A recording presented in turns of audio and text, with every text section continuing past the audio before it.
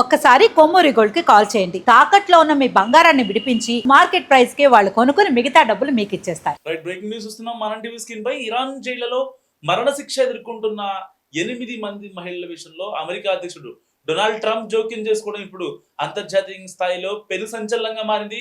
America Iran మధ్య దౌత్యపరమైన ఉద్రిక్తతలు గరిష్ట స్థాయిలో ఉన్న తరుణంలో ఇరాన్ జైళ్లలో బందీలుగా ఉన్న 8 మంది మహిళల అంశం మరోసారి తెరపైకి వచ్చింది.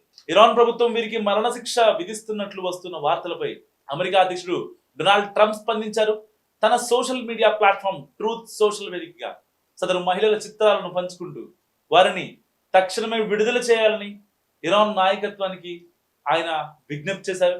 సో అయితే మనం టీవీ స్క్రీన్ పై కనిపిస్తున్న 8 మంది యువతులు, సో దయచేసి ఆ మహిళలను, డొనాల్డ్ ట్రంప్ చేసిన ట్వీట్, దయచేసి ఆ మహిళలను ఎలాంటి హాని తలపెట్టవద్దు.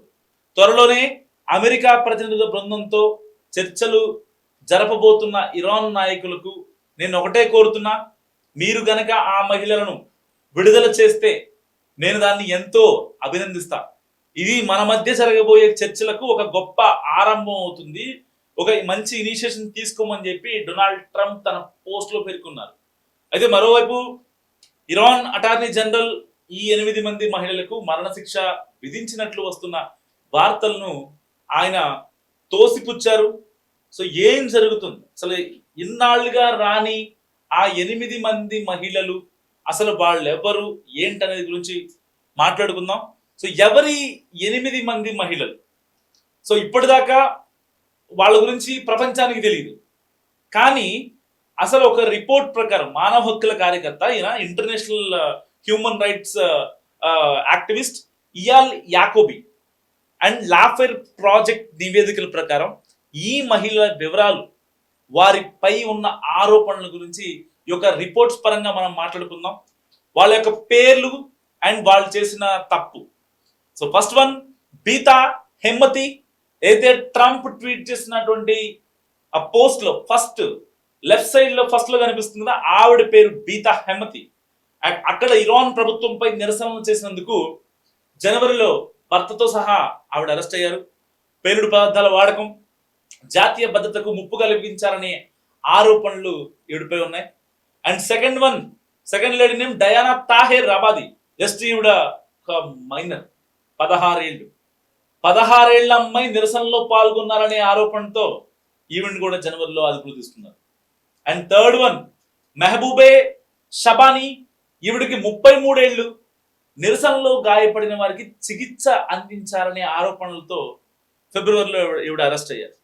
అయితే అప్పుడు నిరసన జరిగిన తర్వాత జస్ట్ ఆవిడకి అంటే ఒక డాక్టర్గా తన వృత్తిని నిర్వర్తించింది. అలా ఎలా చేస్తావు, జాతీయ భద్రతకు ఆటంకం కలిగించేటువంటి టెర్రరిస్టులకి నువ్వేలా చికిత్స చేస్తావు అని చెప్పి ఆవిడని అరెస్ట్ చేశారు. And fourth lady Ensieh Nejati, Kurdish మహిళా హక్కుల కార్యకర్త ఈవిడ. ఈమెకు ఒక చిన్న బాబు ఉన్నాడు. 2025 ప్రారంభంలో ఈమెకు మరణశిక్ష విధించినట్లు సమాచారం, కానీ ఇప్పటికీ ఆవిడ బతికే ఉందని ఇరానీ అటార్నీ జనరల్ చెప్తున్నారు, Eyal Qureshi. So fifth one, Golnaz Naraghi. ఈవిడకి 37 ఏళ్ళు. ఈవిడ ప్రొఫెషనల్ గా ఎమర్జెన్సీ మెడిసిన్ స్పెషలిస్ట్. నిరసన సమయంలో ఈవిడని అరెస్ట్ చేశారు, ఎందుకంటే ఈవిడ ఏదో ఆ నిరసన జరిగినప్పుడు వెంటనే వాళ్ళందరికీ చికిత్స చేసిందని ఒకే ఒక reason. And sixth one, Venus Hossein Nejad. తన ఆఫీస్ నుంచే సెక్యూరిటీ ఫోర్స్ ఈమెను అరెస్ట్ చేసింది. ప్రభుత్వ టీవీలో బలవంతంగా తప్పు ఒప్పుకోలు చేయించారనే ఆరోపణలు ఉన్నాయి. సో అంటే ప్రభుత్వపరమైన టీవీల్లో అయితే మన దగ్గర ఉంటాయి కదా, దూరదర్శన్ కానీ, సంసద్ టీవీ కానీ, లోక్సభ టీవీ, రాజ్యసభ టీవీ, వాటిల్లోనే అక్కడున్న ప్రభుత్వానికి వ్యతిరేకంగా ఈవిడ మాట్లాడారనే ఒకే ఒక్క రీజన్తో ఏమిటి అంటే వాళ్ళు మాట్లాడింది తప్పు కాదు, వాళ్ళు నిరసనకారులు, ఉద్యమకారులు, ఆందోళనకారులు. ప్రభుత్వ విధానం నచ్చకపోతే ఆందోళన చేస్తారు. అలాంటి ఒక మనలాంటి ఫ్రీడమ్ అక్కడ ఇరాన్లో ఉండదు బేసిక్గా. And seventh one, Ghazal Ghalandari. మానవ హక్కుల సంఘాల జాబితాలో ఈవిడ కూడా ఉన్నారు. అండ్ ఈవిడ గురించి పూర్తి వివరాలు ఇంకా తెలియాల్సింది బేసిక్గా. అండ్ ఎయిత్ వన్, పనాహ్ మెహాహిది. సో మానవ హక్కుల సంఘాల జాబితాలో ఉన్నారు. ఈవిడ కూడా ఈ యొక్క హ్యూమన్ రైట్స్ గురించే ఆ జనవరి ప్రొటెస్ట్లో ఈవిడ కూడా ఉన్నారు. సో అక్కడ జాతీయవాదానికి, అక్కడ ఇరాన్ ప్రభుత్వానికి వ్యతిరేకంగా వీళ్ళు నిరసన చేసేందుకు సో ఈవిడిని కూడా అరెస్ట్ చేశారు.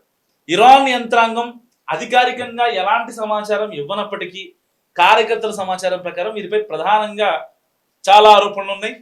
సో ఇటు ప్రభుత్వ వ్యతిరేక ప్రదర్శనలు నిర్వహించడం, దేశ భద్రతకు ముప్పు కలిగించేలా ప్రవర్తించడం, నిరసనకారులకు గాయపడిన వారికి సహకరించడం, వారికి చికిత్స చేయడం, ఫస్ట్ ఎయిడ్ చేయడం, ఈ మహిళల చిత్రాలను, వారి మరణశిక్ష వార్తలను మొట్టమొదటిగా ఆన్లైన్లో షేర్ చేసింది అయాల్ యాకోబీ. అయాల్ యాకోబీ అంటే ఈ యొక్క ఇరాన్ అటార్నీ జనరల్ అనమాట. ఇతను యూనివర్సిటీ ఆఫ్ పెన్సిల్వేనియా నుంచి గ్రాడ్యుయేట్. ఇరాన్ ప్రభుత్వం ఈ మహిళలను ఉరి తీయాలని ప్లాన్ చేస్తుందని, అంతర్జాతీయ సమాజం దీనిపై మౌనం వీడాలని ఆయన డిమాండ్ చేశారు. ప్రస్తుతం ట్రంప్ జోక్యంతో ఈ విషయం ఒక అంతర్జాతీయ దౌత్యాంశంగా మారింది. అమెరికాతో తిరిగి చర్చలు ప్రారంభించాలనుకుంటున్న ఇరాన్ ట్రంప్ విజ్ఞప్తికి ఎలా స్పందిస్తుందో అనేది వేచి చూడాల్సిన అంశం. సో ఏది ఏమైనా ఏదైతే ఈ యొక్క మహిళల విషయంలో డొనాల్డ్ ట్రంప్ ఏదైతే ఒక విజ్ఞప్తిని ఇరాన్కి ఇచ్చాడో, ఆ 8 మంది మహిళలను సేఫ్గా జైల్లో బందీలుగా ఉన్నారు. ఏదైతే ప్రొటెస్టులు చేసి ఆందోళన చేసి అక్కడ ఇరాన్ ప్రభుత్వానికి వ్యతిరేకంగా చేశారనే ఒక అపవాది వాళ్ళ మీద పెట్టుకున్నారో, వాళ్ళని గనక సేఫ్ గా రిలీజ్ చేస్తే ఆ 8 మంది మహిళల్లో, ఎందుకంటే వాళ్ళల్లో మైనర్లు కూడా ఉన్నారు, జస్ట్ ఇరాన్ ప్రభుత్వానికి నెగిటివ్ గా మాట్లాడారనే ఒకే ఒక్క రీజన్ తో అక్కడ అయితే ప్రభుత్వానికి సంబంధించినటువంటి టీవీల్లో కూడా డిస్కషన్స్ లో ఇరాన్ ప్రభుత్వాన్ని తిట్టారు అనే ఒకే ఒక్క ఇదితో వాళ్ళందరినీ అరెస్ట్ చేసి వాళ్ళ మరణశిక్ష విధిస్తానంటుంది ఇరాన్. అలాంటి వాళ్ళని సేవ్ చేయి, అలాంటి వాళ్ళని మరణశిక్ష వేయకు, మరణదండన వేయాల్సిన అవసరం లేదు. నేను చెప్పిన మాట వింటే మేము అయితే ఇరాన్ అమెరికా యుద్ధంలో మేము ఎట్టి పరిస్థితుల్లో అక్కడ మేము మీరు చెప్పిన దానికి అంగీకరిస్తాం. అయితే ఇప్పటికీ ఇరాన్ కొన్ని డిమాండ్స్ పెట్టింది, ఆ డిమాండ్స్ ని మేము యాక్సెప్ట్ చేస్తామంటూ ట్రంప్ ఒక మెట్టు దిగాడు. నిజంగా డొనాల్డ్ ట్రంప్ ఇప్పటిదాకా ఎన్ని అరాచకాలు, ఎన్ని అకృత్యాలు చేసినా ఈ యొక్క జైల్లో మగ్గుతున్నటువంటి, ఎన్నో రోజులుగా జైల్లో మగ్గుతున్నటువంటి ఈ యొక్క 8 మంది మహిళలను ఇప్పుడు కోట్ చేయడం అంతర్జాతీయంగా ఒక చర్చనీయాంశంగా మారింది. ఓకే, ఇప్పటిదాకా డొనాల్డ్ ట్రంప్ యుద్ధాలను రెచ్చగొడతాడు, దేశాలని చిన్నాభిన్నం చేస్తాడు, వాళ్ళని వెళ్ళి వాడుకొని పైకి వస్తాడు, కొన్ని ట్రిలియన్ డాలర్ల ఆర్థిక వ్యవస్థను కూల్ చేస్తాడు, ఏదో ఒక మాట మాట్లాడి సెన్సెక్స్ ని, ఇటు బంగారం రేట్ ని, ఇటు క్రూడ్ ఆయిల్ ధరని మొత్తాన్ని ఇన్ఫ్లుయెన్స్ చేసే కెపాసిటీ డొనాల్డ్ ట్రంప్ కి ఉందనుకుంటున్నాం ఇప్పుడు దాకా. బట్ అది కాదు. సో డొనాల్డ్ ట్రంప్ లో ఒక తెలియని హ్యూమన్ యాంగిల్ ఉంది. ఒక 8 మంది మహిళలు, ప్రపంచవ్యాప్తంగా ఎవరికి తెలియని ఇన్ఫర్మేషన్, ఒక ఇరాన్ కే తెలిసిన ఇన్ఫర్మేషన్. ఎందుకంటే ఇరాన్ లో ఏదైతే లాస్ట్ జనవరి 2026 జాన్ లో కొన్ని ప్రొటెస్టులు జరిగాయి. ఆ ప్రొటెస్టులో చాలా మంది ఆందోళనకారులు అరెస్ట్ చేశారు. కానీ ఎటువంటి అభం శుభం తెలియనటువంటి 8 మంది మహిళలను ఆ రోజు అరెస్ట్ చేశారు. వాళ్ళు ఇప్పటికీ జైల్లో మగ్గుతూనే ఉన్నారు. వాళ్ళని ఎలాగైనా సరే వాళ్ళని ఉరి తీయాలి, మరణశిక్ష వేయాలని చెప్పి ఇటు ఇరాన్ భావిస్తుంది. ఎందుకంటే ఇరాన్లో జాతీయవాదానికి ఒక రకమైన కుట్ర జరిగితే ఇంకా అక్కడ కేసులు, కోర్టులు, లాలు ఇలాంటివి ఏమి ఉండవు.